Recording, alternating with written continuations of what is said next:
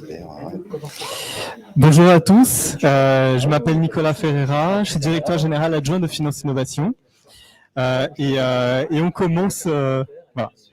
On commence toujours ce webinaire en format Figital. Donc, on est vraiment ravis de vous accueillir. Bienvenue à tous ceux qui sont présents sur place. Merci bien sûr aux intervenants qui vont se présenter juste après. Et on a encore une dernière personne qui doit arriver. Je suis directeur général adjoint de Finance Innovation. Pour ceux qui ne connaissent pas Finance Innovation, je vais passer très vite, mais je sais qu'on a pas mal de connectés en ligne qui ne nous connaissent pas forcément. Donc, Finance Innovation est un pôle de compétitivité. C'est une politique publique qui a été lancée en 2007 et qui a pour objectif de rassembler l'ensemble de l'écosystème financier autour des sujets d'innovation, de compétitivité, les projets innovants, les fintech, insurtech et tous les enjeux en fait de transformation digitale, transformation durable maintenant du secteur financier. Bonjour. Donc on a un écosystème qui est assez large puisqu'on a 600 membres aujourd'hui. Ce sont des fintech, mais aussi des grands groupes, des cabinets de conseil, des institutionnels. Et voilà, Julien qui vient tout juste d'arriver pile à l'heure. Donc voilà, un écosystème de 600 membres répartis sur 6 filières stratégiques avec cette idée d'essayer d'avoir une vision vraiment large de l'écosystème financier. Donc la banque, bien sûr, avec le paiement qui est un très gros sujet, mais aussi l'assurance, la gestion d'actifs, la finance durable, finance solidaire, tout ce qui est immobilier, smart city et la partie, ce qu'on appelle gestion et finance d'entreprise, qui sont les directions financières, finalement, des entreprises, particulièrement des TPE, PME. Donc, l'idée du pôle, c'est accompagner les startups dans leur croissance, dans leur développement, particulièrement les jeunes startups dans leur émergence et les plus grosses startups dans le passage à l'échelle. Ça, c'est le premier pilier. Le deuxième, c'est vraiment accompagner l'écosystème pour la transformation digitale au travers d'événements comme celui qu'on fait aujourd'hui, voire aussi de très gros événements. Vous en avez participé à un certain nombre. On a fait un récemment à Station F sur la crypto. On aura un événement très gros à Station F également sur l'assurance en novembre. Un événement qui va rassembler l'écosystème entier de Finance Innovation qui s'appelle le Finov en décembre, etc. C'est des journées complètes où on va pouvoir rassembler tout cet écosystème. D'une part, donc, des événements, d'autre part, des groupes de travail où les membres du pôle vont se rencontrer, vont pouvoir réfléchir aux tendances d'innovation. Et le troisième pilier, c'est la finance au service de l'économie. Donc, on ne travaille pas que pour les financiers eux-mêmes, mais pour que la finance, elle puisse aussi irriguer avec ses innovations tout le secteur de l'économie. Donc, aujourd'hui, on va aborder le sujet du paiement, un vaste sujet, parfois un peu touchy. Donc, merci beaucoup à tous les intervenants qui ont accepté de participer et partager leur point de vue. Avec l'animation donc de Frédéric Patché de Inetom. Donc, merci beaucoup Frédéric aussi pour tout le travail de préparation. Ça va être un débat passionnant.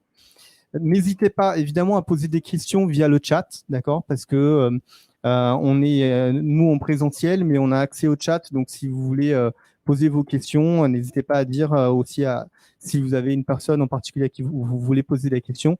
N'hésitez pas, on va les reprendre à la fin. Je ne vais pas m'éterniser plus. Je vous souhaite une très bonne conférence et puis je passe la parole du coup à Frédéric. Oui, merci. Donc, bonjour à toutes et à tous et bienvenue à cette webconférence concernant la fraude. La fraude dans tous ses aspects, la fraude au paiement, mais certainement aussi la fraude concernant l'entrée en relation.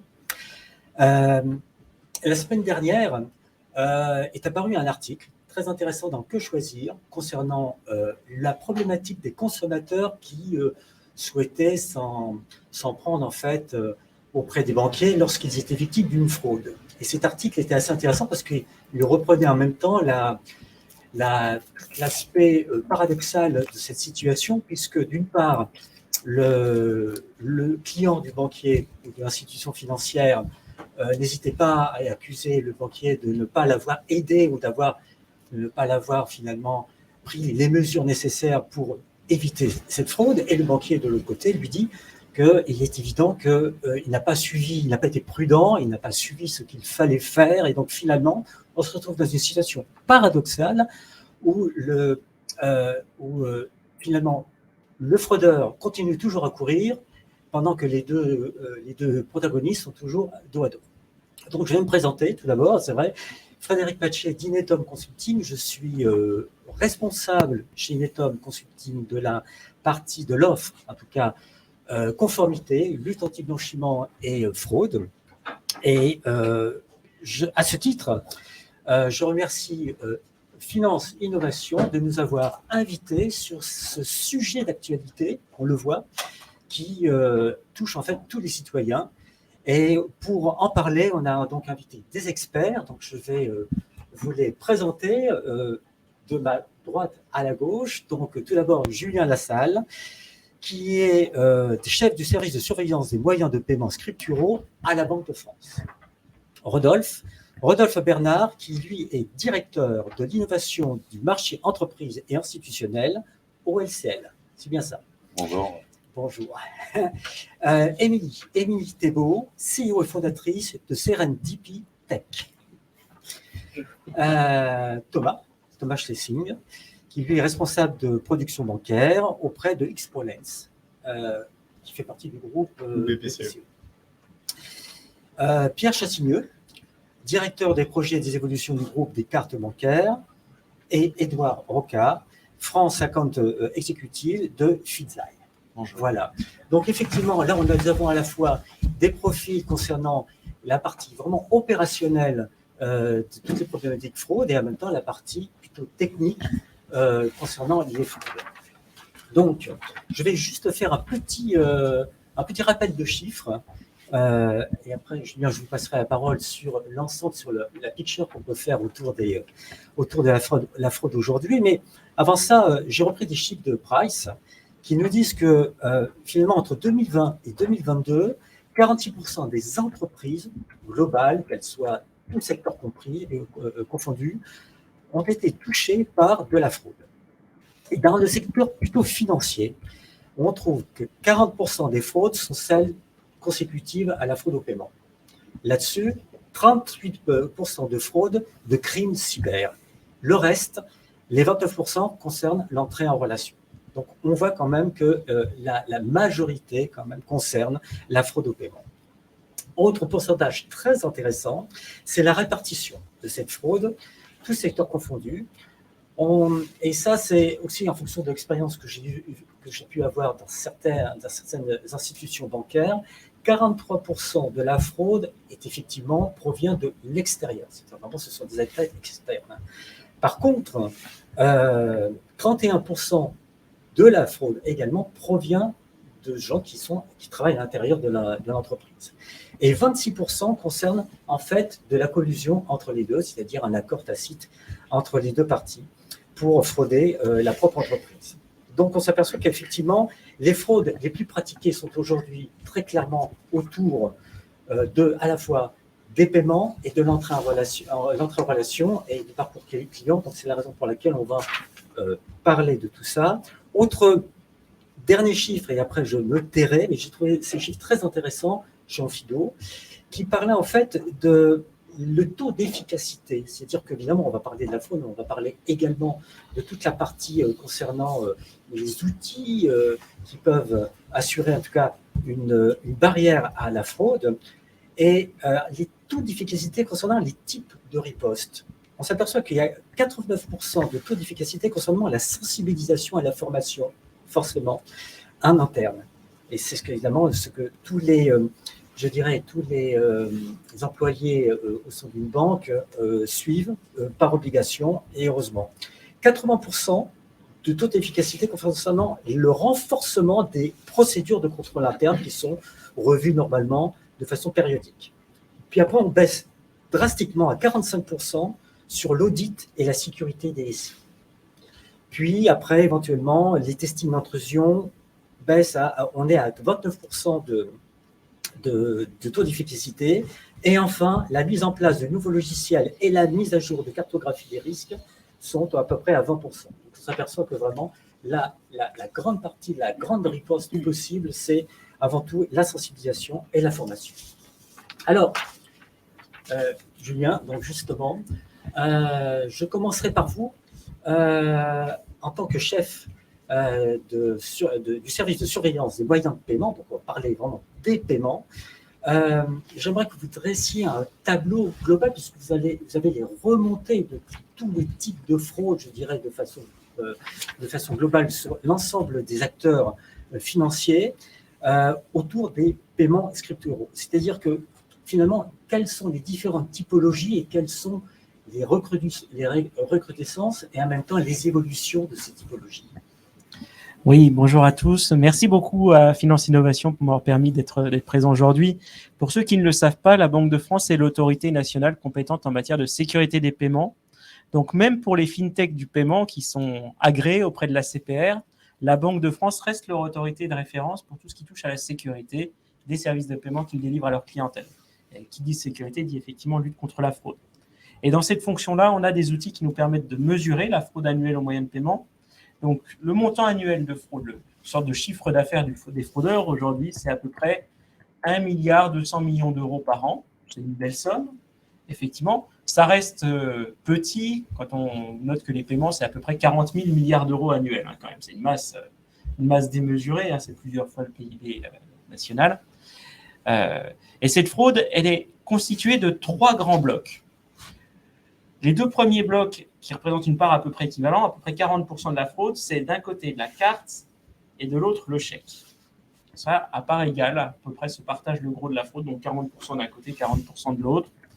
Et ce qu'on peut noter d'abord sur la carte, c'est 40% des montants de fraude, mais c'est 90% des cas de fraude. Donc c'est la fraude banalisée par excellence, celle qui arrive le plus souvent, et qui a pour caractéristique de porter par contre sur des montants unitaires qui sont assez moyens, c'est plutôt de l'ordre de la centaine d'euros. Et cette fraude à la carte, elle est essentiellement constituée de fraude au paiement sur Internet. Donc, ce qu'on voyait de par le passé avec du phishing, la capacité à récupérer des données de carte auprès du consommateur, à les réutiliser sur Internet. La vie des fraudeurs sont un petit peu compliquée avec la mise en place de l'authentification forte. Je crois que Pierre va intervenir sur le sujet, c'est le monde de la carte, donc je lui laisserai soin de parler de ce que ça a apporté en termes de sécurité. Mais voilà, il faut garder à l'esprit que le gros de la fraude à la carte, c'est du paiement sur Internet. Et contrairement à ce qu'on voit dans les fantasmes des journalistes, le sans contact, ça ne pèse pour quasiment rien dans la fraude annuelle. C'est pas que ça n'existe pas, mais concrètement, pour un moyen de paiement sans authentification, sa part dans le total de la fraude annuelle est très modeste. Le deuxième pilier, c'est le chèque. Le chèque, c'est un gros montant de fraude et très peu de cas. Donc, c'est des cas unitaires qui se comptent plutôt en milliers d'euros. C'est une fraude qui intéresse très peu les fintechs, par définition, puisque le chèque est un moyen de paiement bancaire. C'est dans la loi française. Donc, un établissement de paiement ou de monnaie électronique n'a pas le droit d'émettre de chèque dans la réglementation. Ce qui est intéressant de noter, c'est que le gros de la fraude au chèque, c'est les chèques qui sont perdus ou volés. Ça peut être volé dans des sacs à main ou dans des voitures ou dans des bureaux, mais ça peut être aussi des chèques qui sont détournés dans les circuits postaux, dans les boîtes aux lettres. Les enveloppes de chéquier, c'est pratique, c'est un format assez facile à reconnaître. Et on a quelques réseaux qui sévissent même dans les centres de tri postaux, capables de subtiliser des recommandés ou des choses comme ça. Et pour ce qui est de l'écoulement des chèques frauduleux, le mode opératoire le plus à la mode, il s'appuie en fait sur les réseaux sociaux. Donc, c'est une fraude moderne, à l'état de l'art, sur un vieux moyen de paiement. C'est ce qu'on appelle des remises frauduleuses. Les fraudeurs postent des petites annonces sur Internet en disant on vous promet un job facile et rémunérateur, vous aidez notre service comptable à encaisser des chèques, vous encaissez les chèques, vous nous reversez l'ensemble par virement et on vous laisse une commission de 10%. Eh bien, ça peut sembler surréaliste, mais il y a effectivement des personnes, surtout des jeunes gens, plutôt de milieux défavorisés, mais qui tombent dans le panneau, qui donc reçoivent un petit ensemble de chèques, les endossent, les encaissent, voire donnent simplement leurs identifiants bancaires aux fraudeurs, qui va endosser à la place du titulaire du compte et remettre à la banque. Puis, le partenaire occasionnel va donc recruter sur Internet, va donc reverser les fonds aux fraudeurs dès qu'il les aura dès qu'il les aura sur son compte. Et puis, les chèques vont être reconnus comme perdus, volés, contrefaits, falsifiés. Tout un tas de fraudes possibles sur le chèque quelques jours plus tard par la banque. qui va donc se tourner vers le titulaire du compte en disant il faut me rendre l'argent parce que vos chèques, ils n'étaient pas bons. Et donc, vous vous retrouvez avec des personnes d'une vingtaine d'années qui se retrouvent tout d'un coup à découvert de 8 000, 12 000, 20 000 euros parce qu'ils auront trempé dans ce type de mécanisme. Voilà, donc j'aime bien parler de cette fraude-là parce que c'est un vieux moyen de paiement, mais c'est une fraude moderne dans son design. Et donc, le troisième pilier, les 20% de 40 euros, c'est ça, les 20% de fraude qui restent, c'est la fraude aux instruments de paiement SEPA. Le gros, c'est la grosse partie de ça, c'est le virement. Il y a un petit peu de fraude sur le prélèvement. Et là, on a un monde qui est un petit peu coupé en deux. On a de la fraude qui vise les espaces de banque en ligne ou les espaces des applications mobiles ou ce genre de choses dans lesquelles le fraudeur prend contrôle sur le compte et sort de l'argent par virement. Et puis, il y a des fraudes plus élaborées, ce qu'on appelle de l'ingénierie sociale, dans lequel le fraudeur va plutôt attaquer les entreprises, donc sur des gros montants, et va soit prétexter être le président de la société et essayer de faire en sorte, en prétextant un nouveau contrat, qu'il y ait un paiement qui soit émis par l'entreprise et qui est en fait un virement frauduleux, ou de façon plus élégante, s'intermédier sur des circuits de remise de factures, intercepter les factures papier ou électronique, joindre l'IBAN du fraudeur en disant « nous avons changé de coordonnées bancaires », remettre la facture dans le circuit, et l'entreprise qui ne fait pas forcément tout ce qu'il faut en termes de mesures de sécurité, de contrôle, fait partir des fonds vers le fraudeur. Voilà globalement comment se répartit la fraude aujourd'hui en France. C'est le constat qu'on dresse, c'est un profil qui est relativement stable. Ce qu'on peut dire, c'est que la fraude sur les paiements par carte a tendance à diminuer grâce notamment au déploiement de l'authentification forte, quand la fraude sur le chèque a tendance à augmenter. Donc cet équilibre qu'on a aujourd'hui entre les deux, il est en train de se déséquilibrer avec plus de fraude au chèque, moins de fraude à la carte. Et ce qui est intéressant, je relance un peu le débat, mais concernant les achats sur Internet, le 3DS donc, a permis de diminuer énormément la fraude à la carte, mais est-ce qu'il y a encore des commerçants qui n'utilisent pas ce type de barrière finalement? Ça c'est une question aujourd'hui réglementaire, puisque l'authentification forte, c'est une obligation imposée par la réglementation européenne, la deuxième directive sur les services de paiement. Donc aujourd'hui, on n'a plus de commerçant qui peut imaginer ne faire que des paiements sans jamais avoir une demande d'authentification de la part de la banque. Et donc on a une utilisation aujourd'hui de 3D Secure qui est extrêmement intensive, qui est un petit peu le passage obligé pour faire du paiement en ligne. Et un point qu'on peut préciser, c'est qu'en France, on a implémenté 3D Secure bien avant la plupart de nos voisins européens, en faisant d'abord de l'authentification simple par SMS. Ça, c'est le début des années 2010 jusqu'en 2017, 18, 19. Ça a continué à perdurer. Et puis ensuite, on est rentré dans le cadre des SP2 2020-2021 avec de la vraie authentification forte. Simplement, l'introduction du SMS, du mot de passe par SMS, ça a permis quasiment de diviser par 2 le taux de fraude qu'on observe sur les paiements sur Internet. Donc, on a eu 7 ans de baisse consécutive et très forte du taux de fraude. Puis, on est arrivé à un palier. Je pense qu'on n'arrivait pas à faire mieux à réglementation égale. Et la DSP2 a permis de réenclencher le mouvement de baisse sur la fraude au paiement sur Internet de façon significative. Mais là, je pense que Pierre a des éléments pour intervenir sur ce sujet. Eh bien, on en profite justement pour passer la parole à Pierre sur ce sujet. Encore une fois, je dirais, relancer revoir un peu la cartographie globale de la fraude, la carte bancaire. Là aussi, la typologie, les types de fraude qu'il peut y avoir et également l'évolution que cela va entraîner. Alors, si on regarde la fraude à la carte bancaire, d'abord, le système carte bancaire CB, c'est à peu près 600 milliards d'euros de transactions, dont un peu plus de 500 milliards en paiement et un peu moins de 100 milliards en retrait. Si on regarde les 500 milliards en paiement, on a à peu près un peu plus d'une centaine de milliards d'euros sur le e-commerce, sur les paiements sur Internet. Voilà, pour donner un ordre de grandeur. Si ensuite on regarde la distribution effectivement de la fraude, comme le disait Julien, c'est la fraude e-commerce qui effectivement représente la part la plus importante, mais elle est en baisse significative depuis un certain nombre d'années et en accélération, je dirais, depuis 2-3 ans maintenant, suite à la mise en œuvre de la DSP2 et de l'authentification forte, j'y reviendrai. Si on regarde le taux de fraude, c'est ça qui est intéressant, si on regarde le paiement de proximité, donc le paiement de proximité, c'est l'utilisation de la carte à puce, CB, en mode contact ou sans contact. Les deux réunis, c'est moins de 1 centime d'euro pour 100 euros dépensés. 0,008%. 0,008%. Vous voyez que c'est excessivement faible. Et ça intègre, comme le disait Julien, le contact et le sans contact. C'est-à-dire que quand on entend dire que le sans contact, c'est pas sûr, c'est totalement faux. Le sans contact, les transactions paiement par carte CB à puce, contact et sans contact, le niveau de sécurité est excessivement élevé. Si on regarde maintenant le Internet, entre guillemets, on est aujourd'hui aux environs de 0,1% de cet ordre de grandeur. Alors, ça peut être parfois 0,08, ça peut être 0,11, mais l'ordre de grandeur, c'est 0,1. Donc, ça veut dire quoi? Ça veut dire 10 centimes d'euros pour 100 euros dépensés. Mais comme le disait Julien, il faut voir l'évolution. C'est-à-dire qu'il y a encore quelques années, très peu d'années, on était à 0,2%. Et il y a encore quelques années, quand je m'occupais de ces sujets-là, on était à 0,3, voire 0,4%. Donc, on a diminué sur les 10 dernières années, au moins par 3, voire par 4, le taux de fraude sur Internet, et ce n'est pas terminé. Voilà.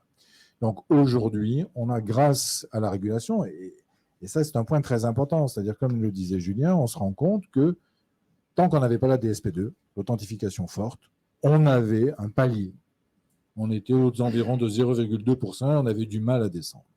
Grâce à la régulation qui met tout le monde d'accord, c'est-à-dire que tous les schemes doivent, en Europe, mettre en œuvre ce dispositif. Grâce à cette obligation, on est aujourd'hui, comme je disais, aux environs de 0,1%. On est en train encore de baisser. On a, Julien le soulignait maintenant, des mécanismes d'authentification forte double facteur. Ce n'est pas l'OTP par SMS, c'est une application d'authentification intégrée à l'application de banque en ligne qu'on a tous, qui est de plus en plus, comme on dit, user-friendly, c'est-à-dire l'authentification soit avec le fingerprint, soit effectivement avec la face, la reconnaissance faciale. Donc, on a effectivement aujourd'hui des moyens qui sont très ergonomiques et qui permettent d'avoir un niveau de sécurité élevé. Et, j'insiste, on déploie, grâce, et je pense que vous en parlerez aussi avec les autres intervenants, des outils de scoring de plus en plus perfectionnés qui permettent, dans de nombreux cas, on va dire une majorité de cas, d'avoir une expérience utilisateur là, totalement fluide, puisque c'est ce que j'appellerais, moi, une authentification passive, c'est-à-dire c'est la banque qui décide de ne pas authentifier activement son porteur à partir du moment où elle a un score qui lui dit la probabilité pour que ce soit mon client, elle est très élevée, et donc je ne vais pas lui demander de s'authentifier, je vais accepter la transaction en tant que telle. Donc voilà, donc la situation est aujourd'hui très significativement améliorée par rapport à la situation d'il y a ne serait-ce que 3 ans, et encore une fois, moi je suis encore convaincu qu'on va baisser, peut-être pas par 2, mais 30, 40, 50% encore de diminution, je suis convaincu qu'on les atteindra dans les 2-3 ans qui viennent. Est-ce qu'il y a des modes opératoires de la part des fraudeurs qui reviennent toujours, ou alors ils sont très, très imaginatifs à chaque fois? Si on regarde l'évolution de la typologie de la fraude, on a fait un gap énorme grâce à la puce. Ça, c'est un point majeur.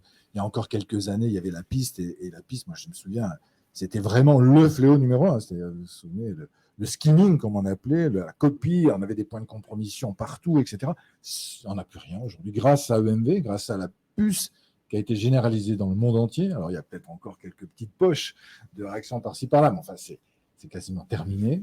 Donc voilà, donc j'allais dire déjà, on a réglé la problématique de la fraude en transaction. Alors il y a bien sûr toujours le perdu volé avec code, ça existe. Et ça, je dirais, c'est ce que je qualifierais le matelas incompressible. Et on a la régulation qui permet de protéger le consommateur à hauteur de 50 € maximum, etc. Et puis, il y a effectivement Internet. Et Internet, il y a effectivement des fraudes par ingénierie sociale.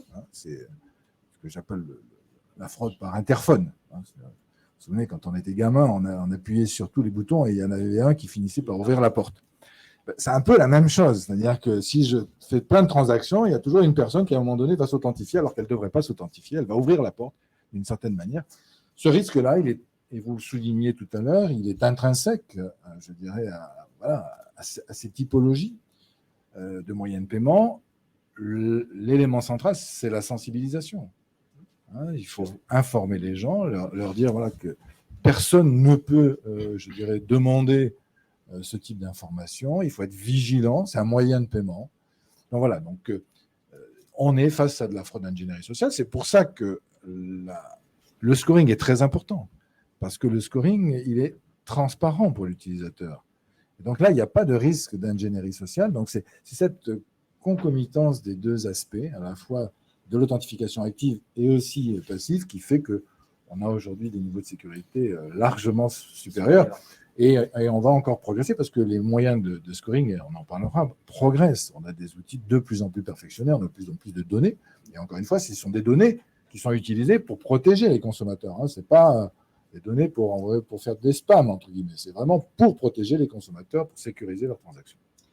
Concernant les instant payment, est-ce qu'aujourd'hui, vous savez s'il y a de la fraude particulière ou alors vraiment c'est sécurisé? Ouais, ça, je n'en parlerai pas parce que nous, au sein de Carte Bancaire, nous traitons le paiement par carte.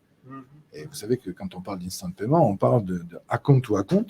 Le pointeur sur le compte, c'est l'IBAN, c'est le pas. Voilà. Donc, j'ai pas d'informations sur ce sujet, mais encore une fois, l'important, si vous voulez, c'est pas tellement le moyen d'accéder au compte. Le sujet, c'est le cœur du dispositif de la sécurité des paiements, c'est l'authentification. Quel que soit l'instrument de paiement, le sujet, c'est est-ce que la personne qui fait cette transaction est bien celle qu'elle prétend être. Et c'est vrai que dans le domaine de l'authentification, on a souvent un peu lié, dans le paiement OMV, on ne voit pas très bien la distinction, parce que tout est un peu lié, l'autorisation, l'authentification. Quand on est sur les paiements sur Internet, c'est très clair. On a d'abord une authentification, et ensuite on a une autorisation. L'authentification, est-ce que je suis bien celui que je prétends être? Et l'autorisation, c'est est-ce que ma carte, elle n'est pas en opposition? Est-ce que mon compte est bien approvisionné? Mais deux choses totalement distinctes. Quand on est sur OMV, les choses sont un peu mélangées, c'est pour ça qu'on a du mal parfois à faire le lien, la distinction forte entre l'authentification et l'autorisation. Très bien, c'est très clair, merci. Donc, j'enchaînerai justement avec Edouard sur Fidzaï, avec Fidzaï. Parce que ce qui est intéressant, vous disiez que vous gériez une problématique spécifique de la fraude d'usurpation de compte. Et ça, c'est intéressant parce que j'aimerais bien savoir, c'est particulier, j'aimerais bien savoir comment cette usurpation de compte s'effectue, le mode opératoire, et quelle est là aussi son évolution. Si vous en avez... Oui, bien sûr. Est-ce qu'elle a démarré depuis peu de temps ou c'est quand même depuis pas mal de temps? Effectivement, en fait, ce qu'on a constaté, et c'est comme le mentionnaient Julien et Pierre, c'est qu'on se rend compte que la fraude autour de la carte, en fait, a été drastiquement diminuée au cours des dernières années, de par l'entrée de la DSP2. Et ce qu'on constate, c'est que les fraudeurs se déplacent en fonction des points de compromission qu'ils estiment le plus simple à pouvoir compromettre.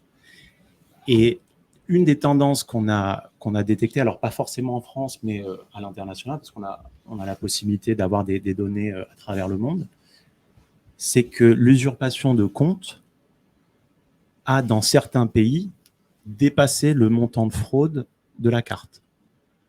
L'Angleterre a publié, je crois que c'était en juin, un document qui montrait la distribution en fait, de la fraude en fonction des moyens de paiement. Et pour la première fois, c'est les pertes subies suite à une usurpation de compte qui ont dépassé la fraude à la carte. Et ça, c'est quelque chose d'assez nouveau. Et nous, on arrive à expliquer ça peut-être par... Alors, j'enfonce des portes ouvertes, mais forcément, le Covid, on a toute une population de personnes qui n'avaient pas l'habitude d'utiliser des canaux digitaux, que ce soit le e-banking, le mobile banking, une population de personnes qui n'étaient pas forcément sensibles à ces aspects de sécurité. Donc, on le mentionnait, on disait, il y a tout un travail d'éducation en fait, financière, sécurité à apporter aux gens pour leur dire que voilà, un identifiant et un mot de passe, ça ne se transmet pas, et même pas un conseiller clientèle bancaire d'une banque. Et donc, ce qu'on pense, c'est que la part du gâteau, en fait, le nombre de personnes qui utilisent les canaux digitaux sont beaucoup plus importants qu'auparavant, et que du coup, les fraudeurs s'en sont rendus compte et se disent il y a des personnes beaucoup plus vulnérables qu'on peut attaquer et auprès de qui on pourra récupérer des données confidentielles pour pouvoir les réutiliser derrière. Et pourquoi en Grande-Bretagne spécifiquement Alors, là, j'ai cité la Grande-Bretagne parce que c'était un des chiffres qui me remontait. Je sais qu'aux États-Unis, on a également la même tendance. Je ne sais pas en France, peut-être que Julien, tu as des informations sur l'évolution.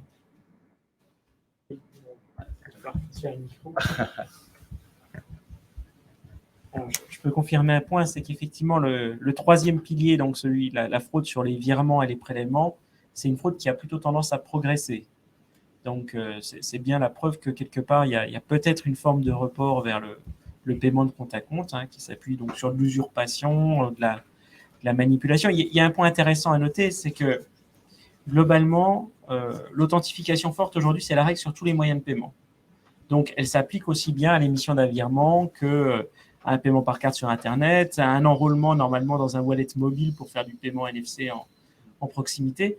Et donc, les fraudeurs, dans leur pratique, ont développé cette forme d'ingénierie sociale, de manipulation, en fait. Ils n'hésitent pas à aller appeler le titulaire du compte, leur victime, se prétendant être la banque, en disant qu'ils ont noté des anomalies, qu'ils ont besoin de faire des tests et des choses comme ça.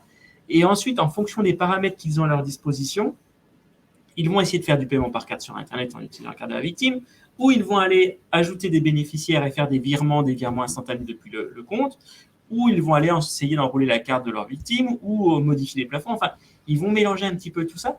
Et on a un type de fraude à l'identité, à l'usurpation d'identité, qui est multi-instrument de paiement. Et le fraudeur, en fonction des possibilités qu'il a devant lui, il va aller taper un coup sur le virement, un coup sur la carte. Et donc, effectivement, et ça, c'est une problématique qu'on a identifiée. Et la question, c'est de se dire, comment est-ce qu'on peut protéger les clients contre eux-mêmes, en fait. On disait qu'il y a toujours des clients qui vont se faire avoir. Il y a une situation d'urgence, effectivement, un faux conseiller bancaire qui va vous appeler. Votre compte est en train d'être fraudé, j'ai besoin d'avoir des informations confidentielles. Et malheureusement, on aura toujours des personnes qui vont donner ces informations-là. Donc, la question, c'est de se dire comment est-ce qu'on peut aider en fait les institutions bancaires à protéger leurs clients pour éviter de se retrouver dans ce type de situation-là. Du coup, quelles sont les différentes solutions qu'on peut y apporter à cette ingénierie sociale? Parce que finalement, c'est la capacité du fraudeur à connaître parfaitement déjà les failles de la personne qui est en face, de connaître suffisamment d'informations de cette personne pour devenir crédible. Donc, c'est véritablement un business qui est autour de ça. Et effectivement, donc après les données, elles sont là, elles sont disponibles. Je veux dire, des vols de données massifs, il y en a, ça explose. Je crois que sur les 3 dernières années, ça n'a fait qu'augmenter. Je crois qu'en 2021, il y a un opérateur télécom allemand qui a perdu près de 30 millions de données avec adresse email, nom, prénom, date de naissance, adresse. Oui. Donc, de penser que, alors, il ne faut pas avoir trop peur non plus, mais de penser que toutes les données, nos données personnelles sont encore confidentielles, je pense que ça n'est pas vrai dans l'ensemble des cas. Et donc, une des options qu'on a pour protéger ce type de fraude-là s'appuie notamment sur ce qu'on disait, le scoring, l'intelligence artificielle et l'apprentissage automatique. Justement, aujourd'hui, parce que l'intelligence artificielle devient effectivement l'un des instruments qui a de l'avenir aujourd'hui, mais est-ce que véritablement il donne les résultats escomptés? Alors, il y a des technologies qui existent, des solutions qui existent, des fournisseurs sur le marché qui proposent des solutions dans ce sens-là. Après, l'intelligence artificielle, le machine learning, ça n'a de sens que si on a de la donnée et de l'historique à amener. Et ce qu'on se dit, c'est qu'actuellement, avec ces moyens de paiement qui se font frauder via l'usurpation de compte, que ce soit une application bancaire ou un espace e-banking, on est capable de capter tout un ensemble de données, des données qui peuvent être des données réseau, une adresse IP, des données sur les devices, quel type de téléphone j'utilise, quel type d'operating system tourne.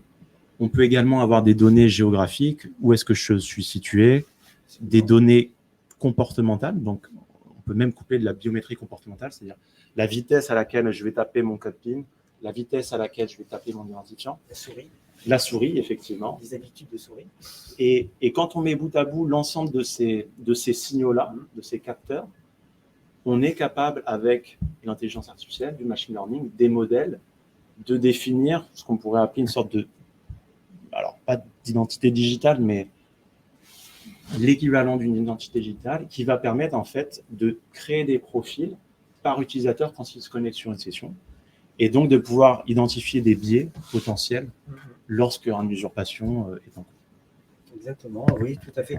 Et j'ai oublié de vous demander que fait exactement Fidzaï dans ce domaine. Fidzaï et d'autres acteurs, nous on développe des solutions de lutte contre la fraude Et il y a aussi l'intelligence artificielle. Effectivement, on a également de l'intelligence artificielle, du machine learning, et tout ça mis bout à bout, ça permet de définir des scores et justement d'avoir une authentification qui soit silencieuse et de laisser la possibilité aux institutions bancaires de définir leur propre stratégie en termes de risque. Effectivement, on voit de plus en plus de banques qui se dotent à la fois d'instruments de reconnaissance, en tout cas de fraude digitale, histoire de reconnaître si le PC est véritablement, et l'usager qui est derrière le PC est véritablement le bon. Et puis effectivement, on voit de plus en plus l'intelligence artificielle se mettre en place, notamment parce que les banquiers ont des bases de données extrêmement puissantes, ce qui leur permet effectivement d'avoir un historique et d'avoir de bons résultats. Dolph, je me tourne vers vous au sujet du B2B. Je sais que vous êtes donc sur ce sujet au LCL, vous le suivez, et j'aimerais savoir, parce qu'on a parlé globalement à la fois des personnes morales et des personnes physiques, mais dans le B2B, c'est certainement très spécifique, et j'aimerais savoir quel type de fraude vous avez identifié, la typologie, la recrudescence, et puis en même temps la gravité de chacune d'entre elles. Bon, on retrouve en fait globalement toutes celles qui ont été décrites, avec peut-être des propensions un peu plus fortes que sur le B2C, sur les fraudes où l'humain est trompé, en fait.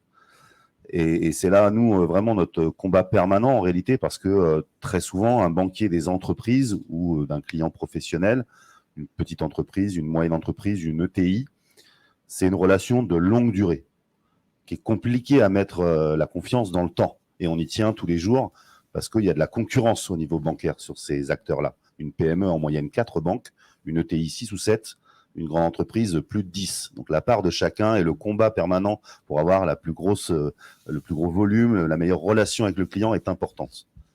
Et évidemment, quand ce genre de fraude arrive, là, il y a 3 perdants. L'entreprise, qui se voit spoliée d'une partie des choses, le banquier, dans sa relation avec son client, parce qu'en général, on se fâche à ce moment-là, même si on est très anciennement dans la relation, parce que chacun se met dos à dos, comme vous l'avez dit. Et puis l'employé chez le client entreprise, qui a souvent fauté dans son fonctionnement. Le trésorier, le responsable comptable, qui lui est viré, in fine, souvent dans ce type d'opération, quand il y a des gros montants en jeu. Sur une fraude au président, sur une fraude aux faux fournisseurs, sur une fraude aux faux techniciens, parce qu'il a des droits, en fait, dans l'entreprise. On lui a donné des pouvoirs de faire un certain nombre de choses. Et le fraudeur va, bien sûr, une fois qu'il a pris la confiance de cette personne, ce sont des mafias. Ils ont du temps. Ils ont du temps pour bien connaître à l'intérieur de l'entreprise ce qui s'y passe et agir au moment où le dirigeant est en vacances, voilà. Et ils savent très bien faire ça. Et donc, ces 3 perdants, en fait, nous, on passe notre temps à sensibiliser ces acteurs-là, parce que 80% des incidents de fraude sont entre la chaise et l'écran. Là où souvent l'entreprise passe énormément de temps à mettre des procédures en place, à prendre des outils, et c'est très important de le faire aussi, mais ne passe pas beaucoup son temps à reformer, réinformer ses collaborateurs. Voilà. Et donc ça, pour nous, c'est vraiment majeur. Évidemment, en tant que banquier responsable, on essaye d'agir aussi à la fois dans les processus de création des parcours digitaux, en essayant de bien respecter la partie expérience client pour qu'elle ne soit pas trop douloureuse, mais le niveau de sécurité nécessaire pour qu'on ait un maximum de rideaux à passer avant d'y arriver. C'est toute la problématique. Toute la problématique, voilà. Et on progresse un peu chaque année avec l'expérience qui est la nôtre maintenant, et aussi au contact des fintechs qui nous poussent à l'excellence. Ensuite, on essaie aussi, évidemment, de travailler le machine learning et l'intelligence artificielle à l'intérieur de nos organisations pour que même si le fraudeur a réussi à passer par l'humain ou par, sans l'humain, tromper quelque chose, on puisse réagir suffisamment vite avant que les cut-off aient envoyé les fonds pour avoir une alerte quelque part qui fasse que le réseau commercial ait une validation à donner. Celui qui connaît le mieux son client, c'est le conseiller, c'est le chargé d'affaires entreprise. Donc parfois, ça retarde un petit peu l'opération pour le client, mais si in fine, ça nous évite de prendre la fraude collectivement, là, il nous en est très reconnaissant. Et là, on gagne des points pour les 15 années suivantes quand on lui a évité 2 millions de virements perdus si on n'avait pas été vigilant. Donc c'est à la fois avant pendant et après l'opération qu'on peut agir. Tout à fait. Et donc, on parlait en fait à la fois, on s'est un peu focalisé sur la partie transaction, mais la partie entrée en relation et tout le parcours client. Et là aussi, l'occasion de fraude aux documents, de fraude de la part également de l'ingénierie sociale. Donc, est-ce que là aussi, vous avez une approche particulière vis-à-vis de vos clients pour les sensibiliser ou alors c'est uniquement je veux dire, par des instruments, par des outils informatiques qui remontent des alertes? Ce sont les deux, certainement. À l'entrée en relation, je dirais que au moment de l'entrée en relation, soit on est dans une entrée en relation digitale, et là, on va pouvoir se prémunir en restant très en veille des dernières technologies en disposition. Et je laisserai Émilie sur la lecture par le mobile, des solutions, des nouvelles types de cartes d'identité dans laquelle il y a des puces un peu plus sécurisées, sur laquelle on peut aussi nous s'appuyer une fois que la généralisation sera massive dans la population française. Donc, c'est un peu au fur et à mesure. Effectivement, la reconnaissance faciale, enfin bref, on a plein de moyens de traiter le sujet. Là où c'est plus complexe, c'est effectivement sur ce que vous décriviez sur les chèques. On a l'entrée en relation qui peut être bonne et ou frauduleuse. Et puis ensuite, on va berner les gens, notamment les jeunes, là vraiment, c'est assez massif, sur un chèque à qui on va donner 10%, enfin comme vous aviez décrit tout à l'heure, quoi. Et ça, c'est plus compliqué pour nous, à part de la sensibilisation, de le faire, si ce n'est, là aussi, être prudent dans les règles. Lorsqu'on fait une ouverture de compte, si on a un gros montant de chèque, c'est un peu anormal tout de suite, eh ben, on va être plus vigilant, on va empêcher le décaissement trop rapide avant d'être sûr que le délai de retour du chèque impayé puisse avoir lieu.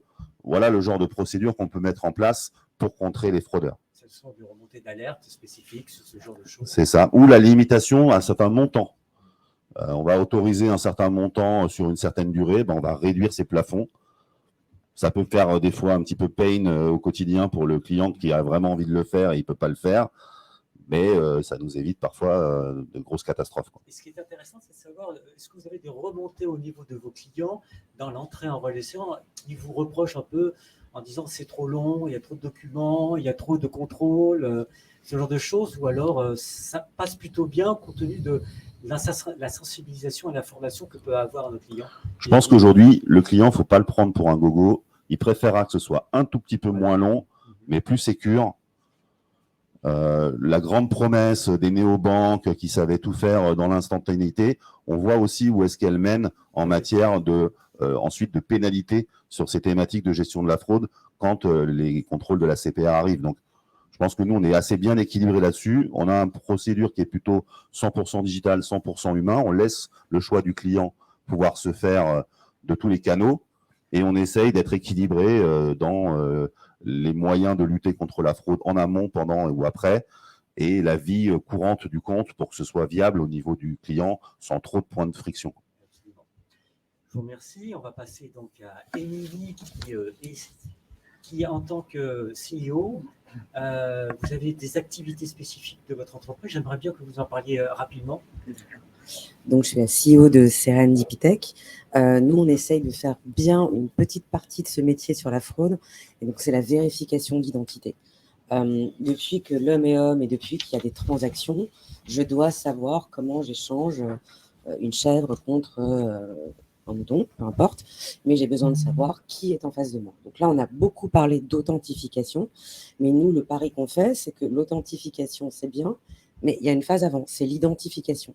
On ne s'était jamais vu avant. Je suis Émilie, vous êtes Frédéric. Et donc, en fait, toute citadelle en sécurité qui se crée, s'il y a une faille au début, elle va finir par arriver. Et donc, Serendipitech, on s'est dit, qu'est-ce que les gens ont toujours dans leur poche? C'est leur téléphone. Qu'est-ce qu'ils sont obligés de faire pour faire une transaction? C'est prouver leur identité.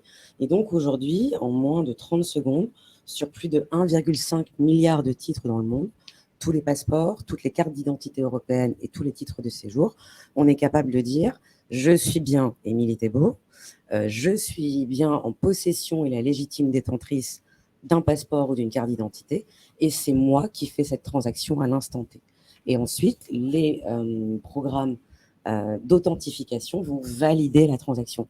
Mais si on fait de l'authentification sur une fausse identité, on cherche dans le vide.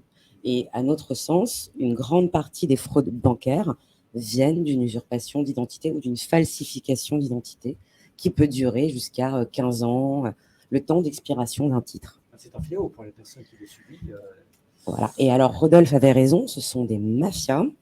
Donc, ce n'est pas du tout fait à la mano, là on peut en rigoler, ce sont des lignes de production, ce sont des industriels, c'est eux qui innovent, et donc c'est nous qui courons derrière. Et du coup, il y a 200 000, 300 000, 1 million de titres qui vont être édités et mis sur le marché avec des fausses identités ou des identités volées. Et donc, les attaques vont être massives sur les banques et sur les gens. Voilà. C'est de la production de faussaires, finalement. Ah, mais c'est un métier... Donc, je vous conseille ça. Oui, je c'est pas rien. Par contre, sur les cartes qui sont volées, est-ce qu'il n'y aurait pas finalement une solution simple? Je sais qu'en France c'est difficile, mais le ministère de l'Intérieur possède le fichier des cartes volées.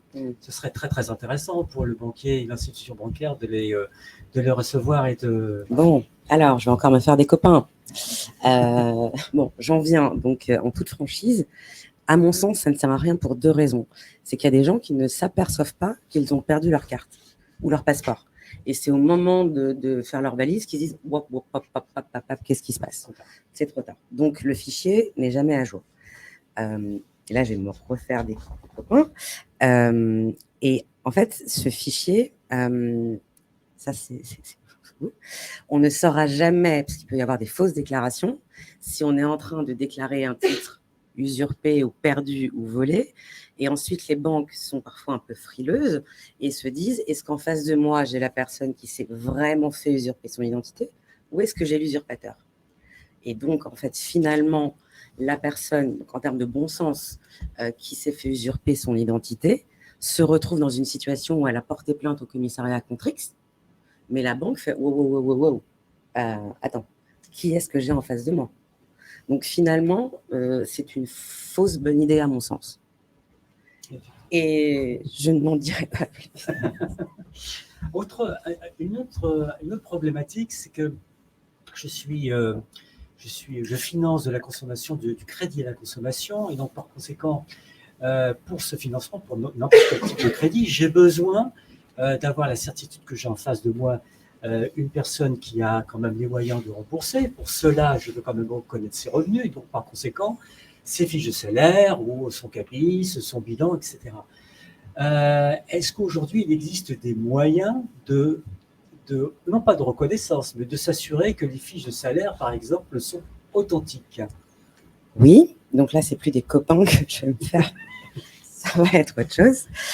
Au ministère de l'Intérieur, Cyril Muri, donc colonel de gendarmerie, ancien directeur du laboratoire de lutte contre la fraude documentaire, a créé ce qu'on appelle le 2D-Doc. Donc, c'est un code-barre sécurisé qui reprend tous les éléments d'un CABIS ou d'une facture de téléphone, qui est l'un des éléments les plus fraudés. Il se trouve que les banques ont mis beaucoup de temps à se dire oui, est-ce que c'est intéressant, c'est pas intéressant, et finalement c'est les opérateurs téléphoniques qui se sont dit pourquoi pas, ça ne coûte rien d'imprimer quelque chose en plus. Et évidemment ce sont les Allemands, puisque c'est un projet que la France a présenté à la Commission européenne, qui l'utilisent massivement, et nous en France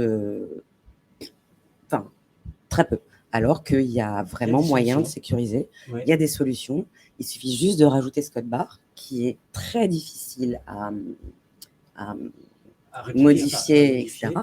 Et du coup, sur toute facture d'électricité ou autre, donc il y a des solutions possibles, mais il y a une frilosité. Et le problème, c'est qu'il faudrait que tout le monde utilise la même structure. Ça ne sert à rien. Et la même reconnaissance. Et donc, les telcos, ils ont vu un intérêt parce qu'eux-mêmes ont des fraudes sur les abonnements, etc. etc. Les grands facturiers comme, par exemple, EDF, Engie, ne l'utilisent pas. Alors, ça commence. Mais c'est contrat par contrat. Chacun regarde un peu le voisin, est-ce qu'il y va, est-ce qu'il n'y va pas, alors que ça fait presque 8 ans que le produit existe. D'accord. Et du coup, est-ce que côté institution financière, il y a une demande forte sur ce type de le sujet ou... Je vais finir par quelque chose d'extrêmement positif. Oui, il y a une très forte demande, puisqu'effectivement, les fintech, voilà. Et le produit Serendipitech répond un petit peu à la question du crédit. Nous, on pense qu'aujourd'hui, et ça va venir, en fait, la mobilité, tout le monde a un téléphone. Tous les continents, tout le monde. Et ce qu'on veut, c'est l'instantanéité des contrôles. C'est-à-dire que plus personne aujourd'hui n'est en capacité de supporter, d'attendre une semaine pour avoir une réponse. Ni l'émetteur du crédit, puisqu'il perd de l'argent, ni la personne qui fait le crédit. Vous pouvez reposer la fin de la question, parce que je suis repartie sur un truc. Oui, donc il y a une très forte demande. Voilà, Pardon, c'est ça. Il y a une très forte demande. Donc là où je ne suis, moi, pas d'accord avec ce qui vient d'être dit, c'est qu'en fait, c'est hyper facile de dire il faut sensibiliser les gens. Eh ben non, en fait. Les gens ne sont pas responsables. Si un KYC, Know Your Customer, je vérifie l'identité de mon client, est mal fait, eh ben, c'est pas du bon job. Et donc, en fait, donc ça veut dire que finalement, je n'assure pas à mon client un service pour lequel il paye. Moi, pareil, j'ai des banques. J'estime qu'à un moment donné, il faut mettre l'argent, les moyens et le processus métier pour une satisfaction client. Donc, si aujourd'hui, il y a encore de la fraude, mais banquiers ou autres, c'est que quelque part, ce petit bout de la chaîne n'est pas bien fait. Donc, il y a plein de gens qui cherchent à prouver des innovations en disant c'est pas si compliqué, c'est pas si cher, mais ça sert à rien de faire des grands plans et d'attendre le grand soir où 66 millions de Français vont se dire oh là là, mon mot de passe. Non. Enfin, on peut se le dire, mais bon, à mon sens, c'est pas. Voilà, je prêche pour ma paroisse, mais.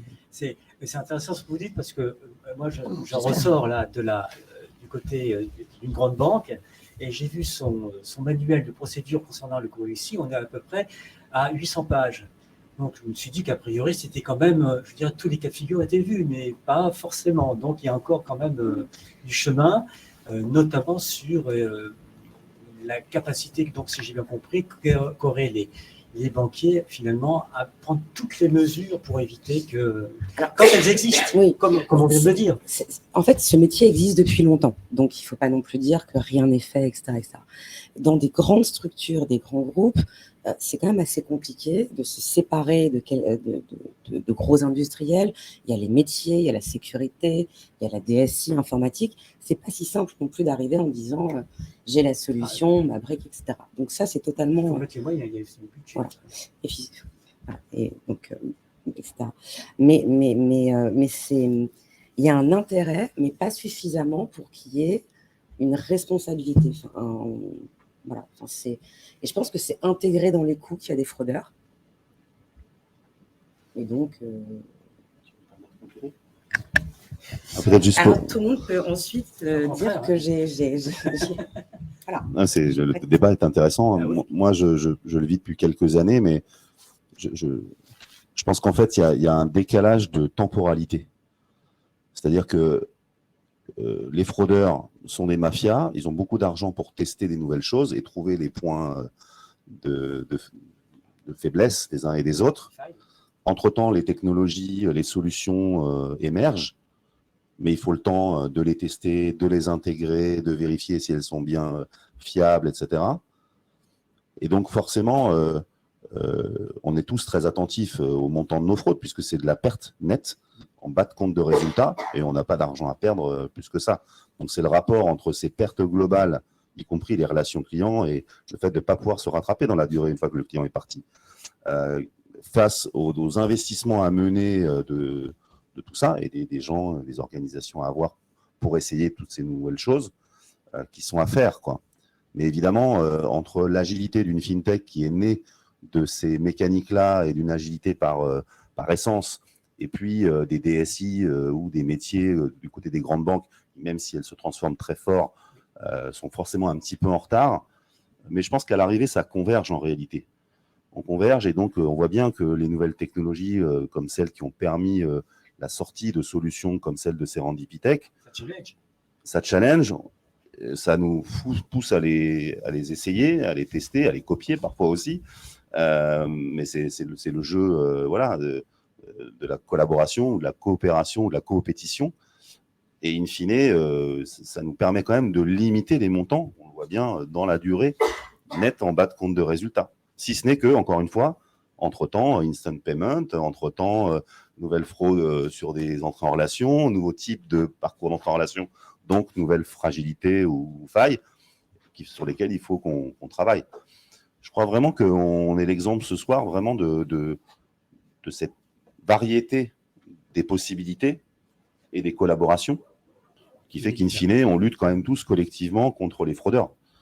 Et peut-être aussi un dernier mot, on oublie aussi un peu les solutions concrètes d'assurance qui existent aussi dans la mutualisation des risques in fine sur la fraude. C'est vrai que c'est un sujet. Et on est, nous, très prescripteurs de ces solutions. Je pense à des contrats chez Euler Hermès, à des contrats qu'on peut avoir, nous, chez Hiscox sur la partie cyber, l'assurance sur les moyens de paiement qui tient compte d'un certain nombre de fraudes. Donc, je pense qu'in fine aussi, les banques, et qui sont des banques assureurs, trouvent les solutions complètes de bout en bout, mais ça ne va jamais assez vite par rapport à la vitesse des fraudeurs. Alors, j'enchaîne sur vous, Thomas. Deux choses. D'une part, présenter votre activité, mais par la suite, nous dire un peu plus sur la partie tenue de compte. Ça m'a intrigué, donc j'aimerais bien en savoir un peu plus. Oui, donc Xpolens, on est une filiale du groupe BPCE, comme vous avez dit tout à l'heure. On propose des produits digitaux en mode banque as a service. Donc on va adresser pas mal de use cases, aussi bien pour de la néobanque qui peut se créer, de la cotisation, des marketplaces pour faire de l'encaissement pour compte de tiers. Tout un tas de briques qui peuvent être piochées par nos partenaires et clients. L'idée, c'est qu'on va agir sur du B2B ou du B2B2C. Donc, au final, on est l'établissement de paiement ou de monnaie électronique, puisqu'on a le double agrément, que va utiliser notre client pour lui adresser son business. Est-ce que vous faites de l'entrée en relation également?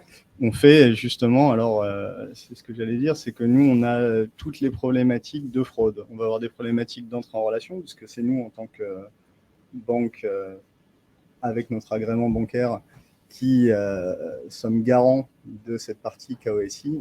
C'est bien la bonne personne qui est derrière. Donc, c'est bien la bonne personne, la bonne entreprise. Et on va avoir aussi la partie paiement parce qu'on propose des briques de paiement, alors aussi bien de l'émission de carte que de l'encaissement, que du virement, du prélèvement en émission, en réception. Et j'imagine que vous avez le même type de problématique en termes de fraude que ce dont on nous a parlé Julien, les mêmes pourcentages. Oui, alors on a alors sur la partie paiement, alors pour le coup, nous on ne fait pas d'encaissement de chèque, donc on n'a pas cette problématique-là. Mais on a vu en effet avec le 3DS au sein du groupe BPCE qu'on avait en plusieurs années divisé par 2 voire 3 le taux de fraude sur tout ce qui était VAD. À côté de ça, on a mis en place aussi des outils de machine learning et d'intelligence artificielle qui nous permettent fortement aussi de réduire ces taux en comprenant et en analysant le comportement des porteurs de cartes. Et donc vous êtes capable d'arrêter la transaction à temps. Et donc on est capable de stopper la transaction au moment de l'autorisation et de refuser l'autorisation. Donc dans certains cas, après ça... En effet, ça ne prend pas en compte l'intégralité des cas. Les fraudeurs, comme il a été dit, sont, on ne va pas dire plus malins, mais ont toujours un coup d'avance. Et généralement, c'est eux qui nous apprennent. On arrive souvent a posteriori. Donc là, le but, c'est vraiment d'essayer d'être là a priori et à l'instant de l'opération. Donc voilà, c'est une problématique qui est courante pour toutes les banques sur la partie monétique. C'est une problématique qu'on va retrouver à mon sens aussi beaucoup sur l'instant de paiement bientôt. Voilà. Même s'il y a une authentification forte, on voit bien déjà que certains fraudeurs arrivent à détourner cette authentification ou à prendre la main par ingénierie sur l'authentification et donc de faire passer des opérations. Instant Payment reste encore quand même un moyen de transaction à faible montant, malgré tout. Donc c'est peut-être ça. De mémoire, c'est 100 000 euros au total, maximum par opération. Donc France en France, hein. Ah, C'était 15 000 euros et c'est passé à 100 000 euros. donc effectivement, là, ça devient grave. Donc important. sur les entreprises, ça peut aller très vite. D'autant plus que l'instantanéité du paiement fait qu'il peut être reproduit assez rapidement. Donc vous allez passer dans une banque, il va repartir dans une autre banque. Et vu que l'opération est irrémédiable, il y aura, à part l'émission d'un recall, mais qui n'aboutira pas puisque l'argent est déjà ressorti, il n'y a aucune solution pour récupérer l'argent. Bon, on est arrivé, je crois, à la fin de cette table ronde très intéressante. Et du coup, il y a certainement des questions-réponses. Tout à fait. Donc, merci beaucoup pour vos interventions. C'était très, très intéressant. On a effectivement quelques réactions et quelques questions. Alors, je vais me mettre derrière le chat, comme ça, je vais pouvoir vous transmettre ça.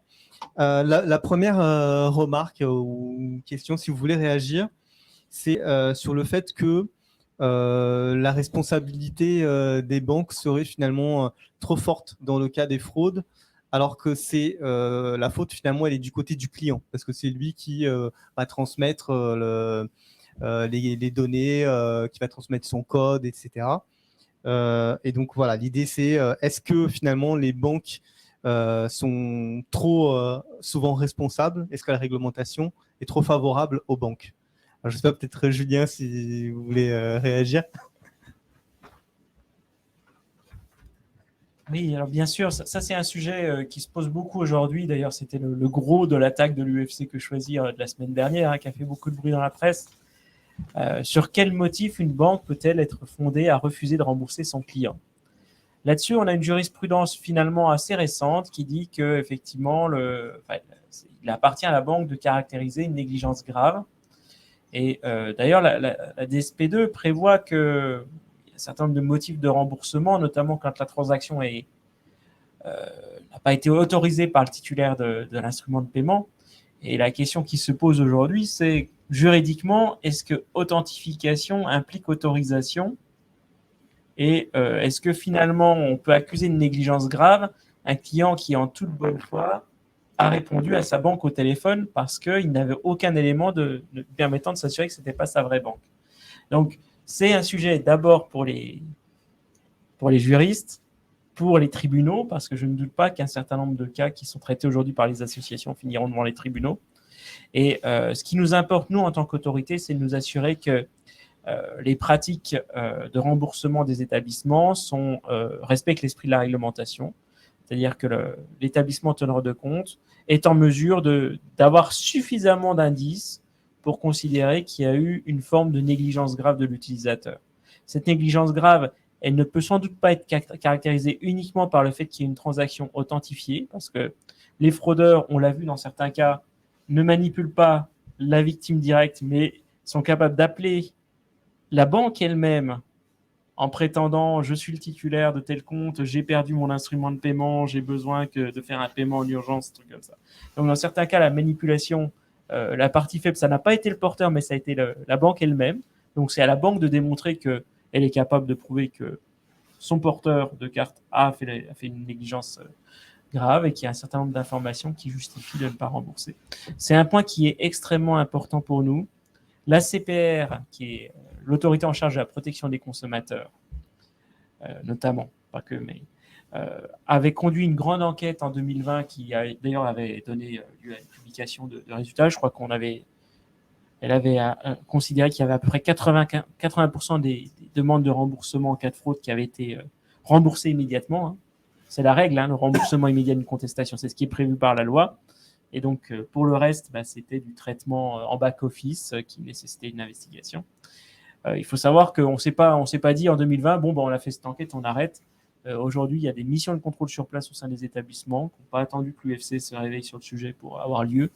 Et donc, on est en train d'objectiver concrètement, est-ce que les banques font bien, est-ce qu'elles font mal, et si elles font mal, en quoi elles doivent progresser. C'est un équilibre extrêmement compliqué. Et on ne peut pas dire c'est à charge des banques ou c'est à charge du consommateur. C'est un petit peu entre les deux et chacun a sa part de responsabilité.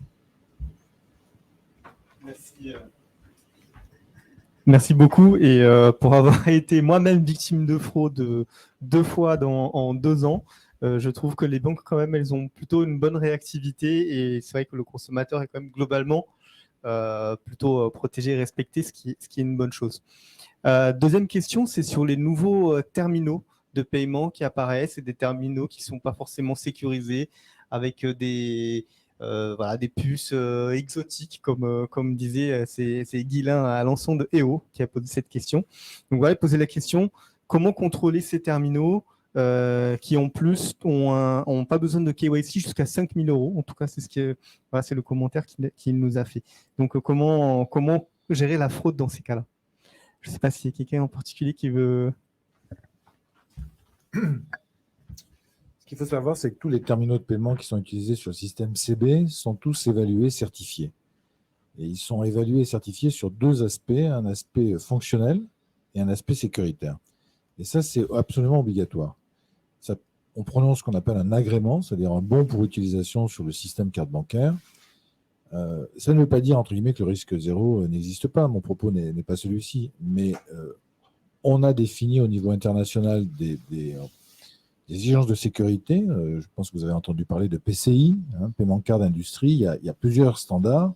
Donc, un des standards concerne les terminaux de paiement qui prévoit justement des protections sur ce qu'on appelle l'anti-violation. C'est-à-dire qu'il y a eu, il y a une quinzaine d'années, des attaques sur les terminaux où les fraudeurs arrivaient à installer, je dirais, des sniffers qui permettaient à la fois de copier la piste, mais aussi de récupérer les données de la puce.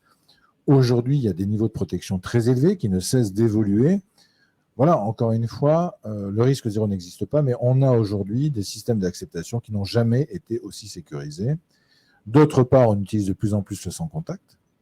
Le sans contact, c'est aussi une sécurité supplémentaire. Alors, on entend dire beaucoup de choses sur le sans contact, mais ça veut dire qu'il n'y a pas d'interaction physique. Je ne sers pas la carte, donc je n'ai pas la possibilité d'insérer, je veux dire, un dispositif pirate.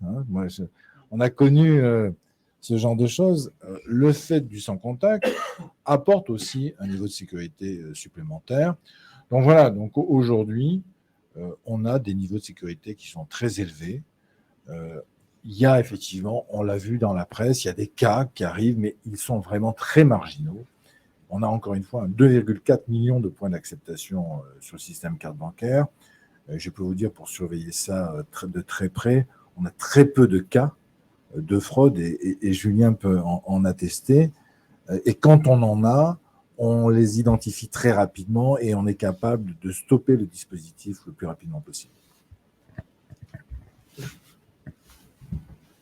Juste pour ajouter un petit point là-dessus, on est aussi en relation avec nos collègues des forces de police et de gendarmerie sur ces sujets-là, donc tout comme CB d'ailleurs. Donc le suivi du nombre de points de compromission, par exemple, physique, on voit que c'est un sujet qui est en chute libre ces dernières années. Ça n'existe presque plus. Ce qui est important, c'est de dire on a pendant des années vécu effectivement sur une sécurité matérielle de terminaux spécialisés, Ingenico, Verifone, et on était très confortable avec ça, des normes internationales très protectrices. Maintenant, il faut qu'on vive avec notre temps. Donc effectivement, il y a une demande et une poussée du marché vers de nouvelles formes de terminaux. Il ne faut pas le faire n'importe comment. Et il faut se dire qu'il y a une demande de simplicité, d'allègement, peut-être d'un certain nombre de contraintes, mais derrière aussi, il y a un certain nombre de technologies qui arrivent sur le marché qui nous permettent d'apporter des éléments supplémentaires en termes de sécurité. Enfin, il y a des innovations de type PIN online qui peuvent peut-être aussi apporter une petite contribution à la protection du code PIN que l'on faisait initialement différemment. On ne veut pas insulter l'innovation. Je pense qu'il ne faut pas rester arc-bouté sur les principes de sécurité qu'on avait jusqu'alors. Par contre, à chaque innovation, il faut qu'on soit sûr qu'on arrive à préserver un haut niveau de sécurité. C'est ce qu'attendent les utilisateurs. Merci beaucoup. Merci beaucoup, Julien. Merci beaucoup, Pierre. Est-ce qu'il y a des questions dans la salle aussi? Alors, on a une question. Bonjour, Will Nativel de SNCF Connect. Alors, plutôt une question orientée e-commerce. Désolé. Donc, plutôt orientée aussi sur, dans la lutte contre la fraude, on a besoin de plus en plus de données qui circulent sur notamment le paiement et la lutte contre la fraude.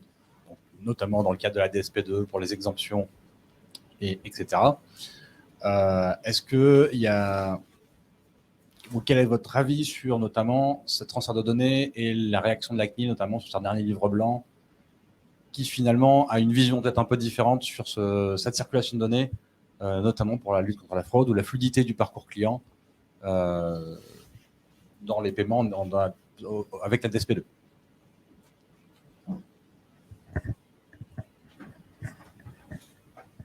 Je pense que ça va être la dernière question et puis après, on va devoir clôturer. Je vais donner une réponse d'autorité, mais je pense que ce sera intéressant d'avoir quelques acteurs de marché qui interviennent sur ces sujets-là, qui se positionnent également. Déjà, pour vous dire qu'il n'y a pas... on a beau être des autorités distinctes, on est dans la même sphère et il y a un échange permanent entre la Banque de France et la CNIL sur les enjeux de traitement des données associés à la sécurité des paiements. Comme vous le signalez, le scoring, en fait, il n'est pas nommé précisément dans la DSP2, mais par contre, il est évident dans les RTS que c'est une obligation de l'émetteur de pouvoir s'assurer du niveau de risque de la transaction. Et il ne peut pas le faire si tout ce qu'il a, c'est un montant et un nom de contrepartie. Donc, la DSP2, elle force globalement à ce qu'il y ait un cadre juridique qui permette l'échange de données et que cela ne soit pas considéré comme orthogonal à une autre réglementation généraliste qui est le RGPD.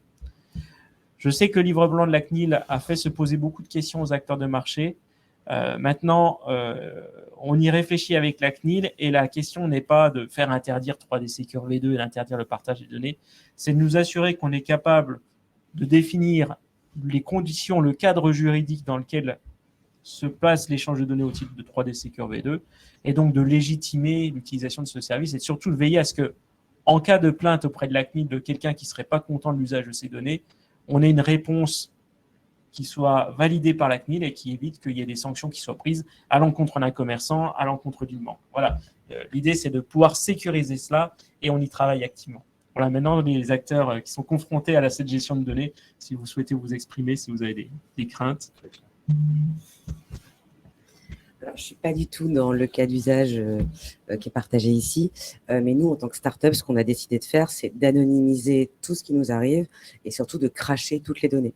C'est-à-dire que notre business model, contrairement à d'autres, n'est pas de monnayer ou de revendre ou de quoi que ce soit avec des questions d'abonnement, des datas privées, nom, prénom, adresse, etc. de nos clients. Et donc, la meilleure des sécurités en tant que start-up, c'était de tout effacer. On ne peut pas pirater ce qu'il n'y a pas. Donc, mais comme le disait finalement Julien, c'est toujours un équilibre à la fois business entre la privacy by design et les besoins pour les abonnements, les cartes fidélité, pour l'utilisation. Chacun fait ses choix. En tant que start-up, nous, cybersécurité, c'est celui qu'on a fait, mais parce que voilà, philosophiquement, on s'est dit personne ne peut venir faire quoi que ce soit. Et donc, c'est une assurance qu'on donne à nos clients. Mais bien sûr, on n'est pas du tout dans le même cas de figure. Et donc, et après j'arrête, la contrepartie, c'est que on demande de la réauthentification très forte quand il y a des niveaux de transaction, parce que c'est la contrepartie du personne ne viendra piquer vos données chez nous. Juste un mot. Donc effectivement, plus on a de données qui permettent de contextualiser un processus d'achat, plus ça permet d'améliorer un score, justement, d'évaluer et de permettre aux clients d'avoir une expérience frictionless. Après, effectivement, il faut voir dans quelle mesure ces données personnelles peuvent être partagées ou pas. Mais de notre point de vue, plus il y a de données et plus on peut les traiter, plus c'est possible d'affiner le profilage des clients et de faciliter et d'autoriser une transaction. Mais après, effectivement, on attend les discussions des régulateurs sur le sujet. Très bien. Eh bien, merci beaucoup à tous. Merci beaucoup à tous. Merci beaucoup pour vos réactions et vos questions, pour vos interventions. C'était très, très intéressant, très, très ouvert comme débat. J'invite aussi à tous ceux qui sont encore connectés et même ceux qui sont ici à aller rencontrer Edouard de Fixeye et Émilie de Serendiptech, donc deux belles fintech de finance innovation.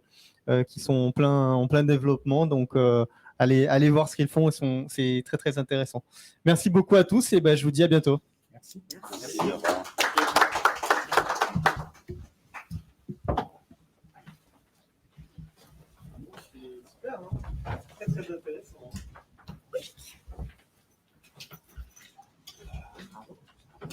J'ai l'impression d'avoir fait.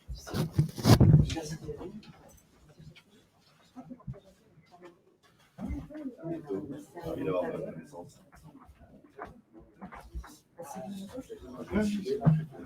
J'ai mon avis.